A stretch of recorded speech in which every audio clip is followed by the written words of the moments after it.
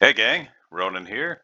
Today I'm going to be showing you a compilation of 4 games that I played in the recently released, in October of 2023, Imperial Japanese Navy battleship Adatara. This is the Tier 9 Tech Tree battleship.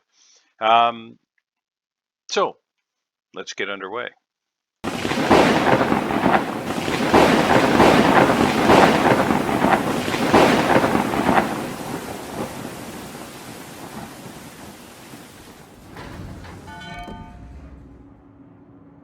I really wanted to highlight what I consider the strengths of the ship, and you'll see that here. I'm being patient right now, trying to determine whether he's going to move forward, move back, just exactly what you can see the smoke. He started to move backward just a hair, and boom. And that kind of is the strength of this ship. These guns are pretty accurate.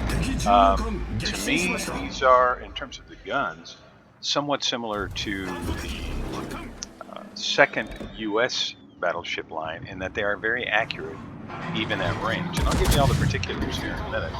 But I wanted to give you some examples of what you can do with this thing. And you're going to see throughout this video just how accurate these guns can be. Now, if you know where to place your shots, you can do some pretty nice damage. You can see 16,000 there. That wasn't a Citadel shot, of course. It was pretty well angled. But there's going to be a lot like that. Now, I played, I think, a total of 18 games in this ship, and I would say, well, this was when I finally got around to playing this ship. It was an update weekend, and it was kind of a holiday weekend, Super Bowl. So, you know, if you played this game any length of time, you know sometimes the teams that you get on patch or update weekends are suspect. Kaboom. That's a pretty nice shot for not being the Citadel, right? And you'll see in some cases, if you look at the bottom of the screen, I've got the spotter plane active. Now, the spotter plane will give you a minus 10% on your dispersion and an additional 10% of range. So you don't get a lot of extra range out of it, but that 10% decrease in dispersion, well, that can help quite a bit. So you can see there, ended up with just shy of 112,000 damage, and a few Citadel shots. Managed to pick off 4 ships. So at this point, I'm going to go ahead and pause this here. At this point, I was starting to feel like I was getting the hang of the ship. This was probably the 10th or 12th game that I played in the ship, and I was just really kind of feeling like, okay, I have some idea now how this ship maneuvers. I have some idea of its acceleration properties. I know how well it can handle if I get myself in between islands. I have a good idea of how to use the guns. So my win rate in this thing is trash, and I probably won't play it a whole heck of a lot. But I feel like by the time I finished with this ship and had some games to show you, that I really felt like I was starting to do fairly well in it. Now, I'm not a battleship main. I can't say that I have a tremendous amount of experience or that I'm an expert with battleships, but I think it's true and fair to say that I know what I'm doing with most ship types, other than maybe subs.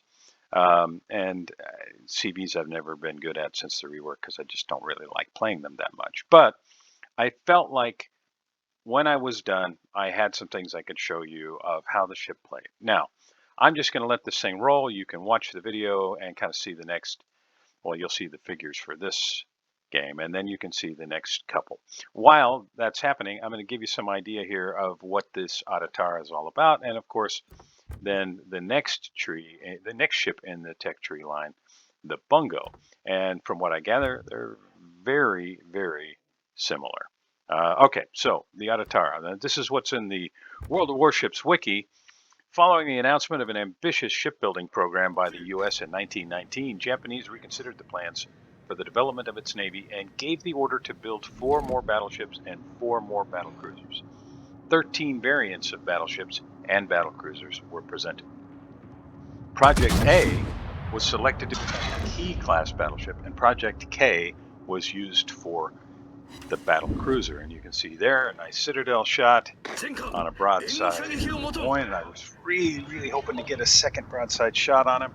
I should have thrown the brakes on, but I didn't, and he managed to get behind the island. If you place your shots well, and I just anticipated where he was going to go, I thought he was going to turn. He did. Boom, another Citadel shot. Okay, so getting back to what I was saying.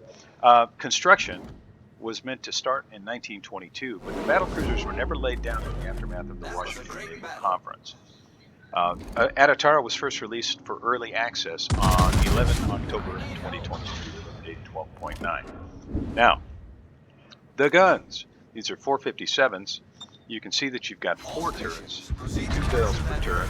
And that was very satisfying to catch him backing out of there. I turned around just kind of waiting. And I'm doing the same thing here. The defense was sitting there, and he was giving our team a little bit of trouble. I just waited until he was visible. Figured he was going to be running north. He was, and blap. Double Citadel. Okay, so these are 457s, 2 barrels per turret, 4 turrets. Base reload 30 seconds. 180-degree turn time, 45 seconds. Now you'll see the stats from this game. 145,000 damage. Felt like that was pretty decent. It was kind of a game of positioning. Firing range base is 21.75 kilometers with a max dispersion of 240 meters. Now you can remove 10% from that and get it down to 216 meters. No, is that right? 20. Yeah. The maximum HE shell damage is 7,300, and that's with a 35% fire chance. I did not use HE shells very often. Angled battleships occasionally in a few games, but mostly I stuck with the AP.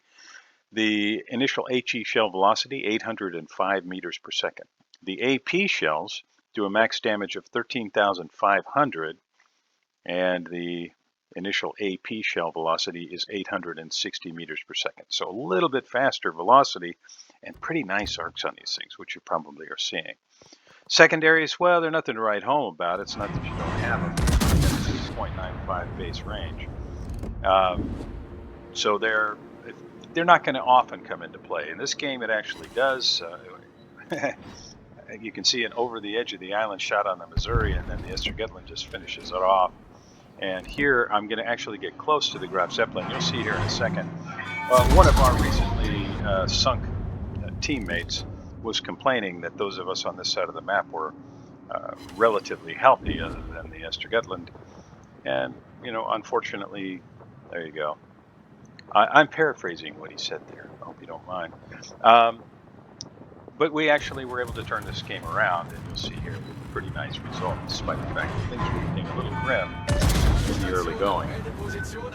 AA defense, well, it's about as effective as any other AA in the game right now, which is to say, not very.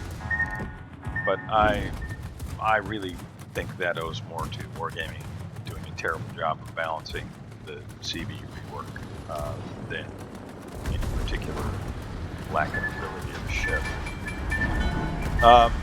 Maneuverability, max speed 30 knots, not bad. Takes a little bit to get this thing going.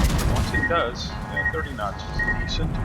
Turning circle 880 meters with a rudder ship time base of 22.7 seconds. And how often you get to get a secondary kill in an Imperial Japanese Navy battleship? It doesn't happen often. Actually, I was kind of chuckling, I recall, when playing this game. And a shot over the edge of the island as I'm trying to go dark, but I've still got aircraft over me that are trying to harass me. I'm trying to turn into it right now. And really hoping to not flood here, but it's right on the nose of my ship. He placed those torpedoes really well, and I do in fact flood. I managed to survive it, managed to get behind this island enough to avoid getting sunk, and I'm able to put some shots out on this destroyer. And this really does kind of highlight the accuracy of these guns, and I think that is the highlight of the ship. He thought he got away, but boom. These guns are really accurate. And while I was hoping to be able to also pick up this kill, no, somebody beat me to it. And this Megami out here, well, he was harassing me quite a bit as I was trying to get shots out, but that's what these guns are capable of doing. And you'll see that because of the, I mean, look at that. That is a really tight dispersion on those shells. Because of the strength of these guns, it allows you to land more than one shell in situations where you might not with a lot of other battleships. Okay, so that's that game. You'll see the numbers here. 124,000 damage. So, you know, it's not identical, but it's, I think, similar output each time. And like I said, these were probably the 4 of the last maybe 6 games that I played in the ship, and I think they are kind of representative of what you might expect if you are decent at aiming the guns. You can see that we had the Mahan and the Graf Zeppelin on the red team did a great job, and our Mogador player also played a really strong game. In fact, I think all of these I came in second on our scoreboard. And just to give you some idea of where I put shells, and you know, it's so nice when you're in a battleship and you're able to hit a destroyer, especially at, you know, medium range. And you can see that that's definitely possible with this ship. Like I told you, primarily sticking with AP in the later games. I did try it a little bit more in the first games that I was playing, and I found it, well, kind of lackluster. You are able to land some shells. This game, I mean, we're 6.5 minutes into this game, and I couldn't believe that this Hindi decided to show side here, and he was almost anyway, but I was able to finish him off. Now, you'll see here in a second that I'm commenting about the sub, which kind of got into our backfield, and I just started moving that way because I thought he's probably looking for, you know, a big target back here, and you can see the CVs kind of crawling across the A line on our team.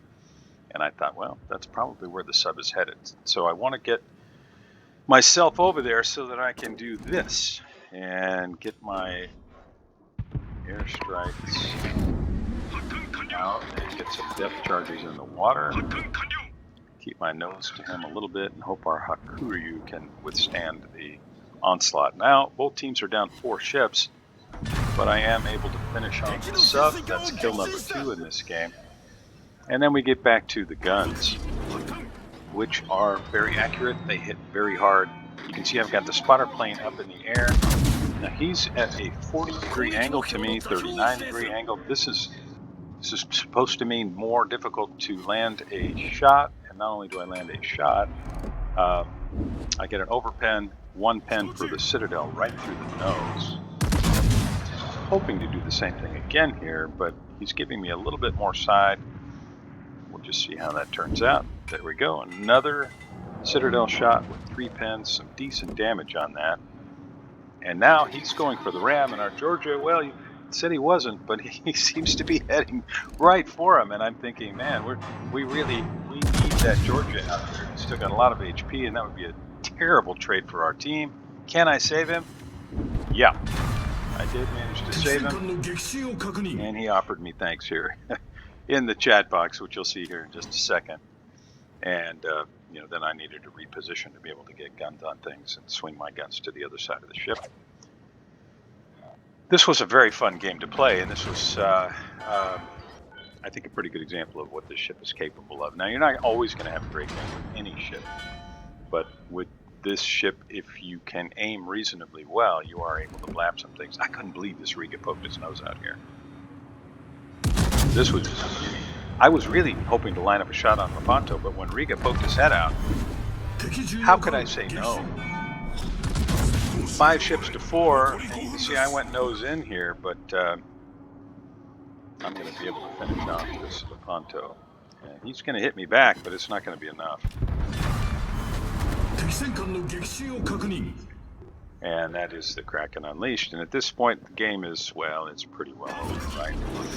I'm going to put some shells over the island. And it's kind of a recurring theme with this ship.